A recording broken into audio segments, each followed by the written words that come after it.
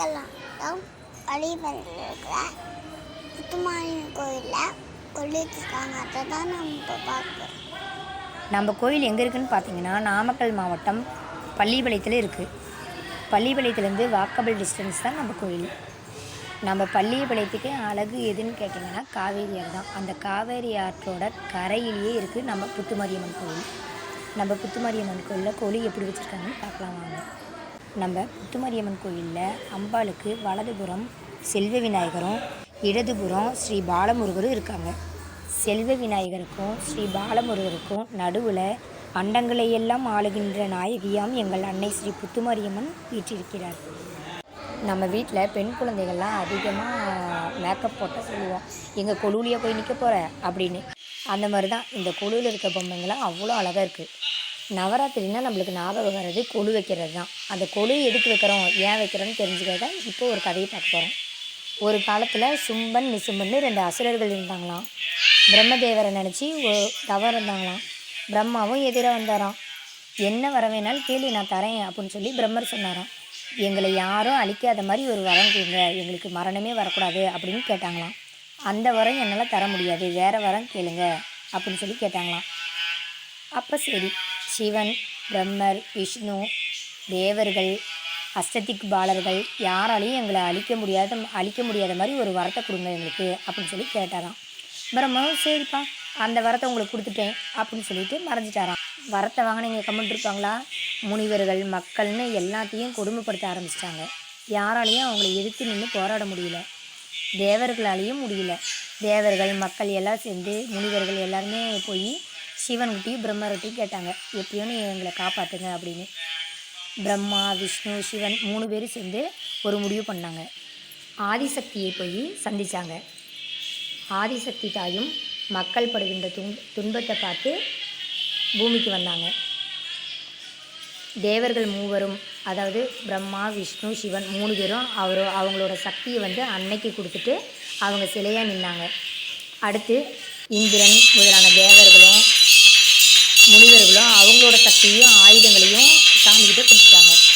எல்லாம் பொம்மையை போல் எல்லாம் நின்றுட்டு இருந்தாங்க. இப்படி பொம்மையாக நின்றதால தான் நம்ம நவராத்திரியில் கொலு பொம்மைகளை வச்சு வழிபடுறோம். அன்னை 10 கைகளிலும் அந்த ஆயுதங்களை ஏந்தி அசுரர்களை அழித்தாங்க. சரிங்க, நவராத்திரி எதுக்கு நைட்டு கொண்டாடுறோம்? ஏன்னா அந்த காலத்தில் போருக்கு போகிறதுக்கு நிறைய சட்டத்திட்டங்கள்லாம் வகுத்து வச்சுருந்தாங்க. சூரியன் மறைஞ்சிருச்சுன்னா போர் புரிய மாட்டாங்க. அவங்கவுங்க கூடாரத்தில் போய் ஓய்வு எடுத்துக்குவாங்க. அப்படி ஓய்வு எடுக்கிறவங்களுக்கு சியரப் பண்ணுறதுக்கு, அதாவது உற்சாகம் கொடுக்கறதுக்கு நிறைய ஆடல் பாடல் நிகழ்ச்சிகள்லாம் நடக்கும். அதில் நம்ம அன்னையை வேண்டி நிறையா பாடல்களும் ஒரு நடனம்லாம் ஆடுவாங்க. அன்னையை பற்றி பாட பாட எல்லோரும் உற்சாகமாகிடுவாங்க. அடுத்த நாள் போருக்கு உண்டான உற்சாகம் எல்லாமே அன்றைக்கி நைட்டே அவங்களுக்கு கிடைச்சிரும். காலையில் உற்சாகமாக போர் புரிய போயிடுவாங்க. நவராத்திரியை 9 நாள் கொண்டாடுவோம். முப்பெரும் தேவியர்கள், அதாவது சக்தி, மகாலட்சுமி, சரஸ்வதி தேவியை நினச்சி தான் நம்ம இதை கொண்டாடுவோம். முதல் 3 நாள் துர்கா தேவியையும், 2வது 3 நாள் லக்ஷ்மி தேவியையும், 3வது 3 நாள் சரஸ்வதி தேவியும் கொண்டாடுவோம். நம்ம முதல் 3 நாள் துர்கா தேவி மகேஸ்வரியாகவும் கௌமாரியாகவும் வராகியாகவும் கொண்டாடுவோம். இடை 3 நாள் மகாலட்சுமியாகவும் வைஷ்ணவியாகவும் இந்திராணியாகவும் கொண்டாடுவோம். லாஸ்ட்டு 3 நாள் நரசிம்மியாகவும் சாமுண்டியாகவும் சரஸ்வதியாகவும் நம்ம கொண்டாடுவோம். சரிங்க, நம்ம நவராத்திரி ஏன் கொண்டாடுறோம், நவராத்திரி வந்த கதை, நவராத்திரியில் எந்தெந்த சாமி கும்பிட்றோம் எல்லாமே பார்த்தோம். இப்போ நவராத்திரி கொண்டாடுறதுல அந்த கொலுவில் இருக்க 9 படிநிலைகள் இருக்கு இல்லையா, அதுக்கு ஒவ்வொன்றுக்கும் என்ன விளக்கணும் பார்க்கலாம். முதல் படியில் ஓரறிவுக்கு உண்டான உயிரினங்கள், புல், செடி, கொடி, அந்த மாதிரி தாவர வகைகள் எல்லாத்தையும் நம்ம அதில் எடுத்துக்கலாம். 2வது படி ஈரறிவு கொண்ட உயிரினம், நத்தை, சங்கு, அந்த மாதிரி உயிரினங்கள்லாம் வச்சுக்கலாம். 3வது படியில் 3 அறிவு உரிய ஜீவன்கள், கரையான், எறும்பு, அந்த மாதிரி வச்சுக்கலாம். 4ஆம் நிலை 4ஆம் படிக்கட்டில் நம்ம நண்டு, வண்டு, அந்த மாதிரி ஜீவராசிகளோட பொம்மைகளை வைக்கலாம்.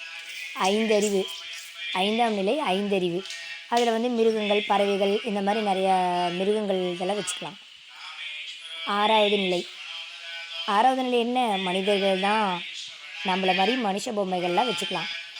7ஆம் நிலை என்னங்க, மனித நிலையிலிருந்து அதில் உயர்ந்த நிலைக்கு போகிறாங்க இல்லையா, முனிவர்கள், அந்த ஜீவ சமாதி அடைஞ்சவங்க, அந்த மாதிரி இருக்கவங்க பொம்மைகள்லாம் வச்சுக்கலாம். 8வது படியில் நம்ம தேவர்கள், அந்த அஷ்டதிக் பாலர்கள், நவகிரகங்கள் அந்த மாதிரி பொம்மைகள்லாம் வச்சுக்கலாம். 9ஆம் படி. இந்த 9ஆம் நிலையில் வந்து நம்ம பிரம்மா, விஷ்ணு, சிவன் அந்த மாதிரி தெய்வங்களை வச்சுக்கலாம். அவங்களோட அம்பாள் இருக்கிற மாதிரியும் வச்சுக்கலாம்.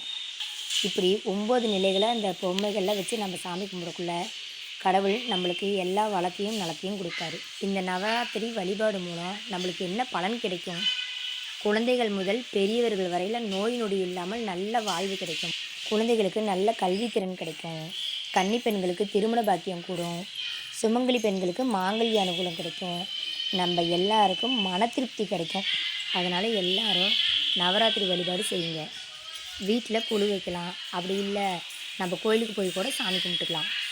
ஆத்தாளை உங்கள் அபிராம வள்ளியை அண்டமெல்லாம் பூத்தாளை மாதுளம்பூ நிறத்தாளை புவியிடங்கள் காத்தாளை அங்கையர் பாசாங்குசமும் கரும்பும் வில்லும் சேர்த்தாளை முக்கண்ணில் தொழுவார் ஒரு தீங்கில்லையே.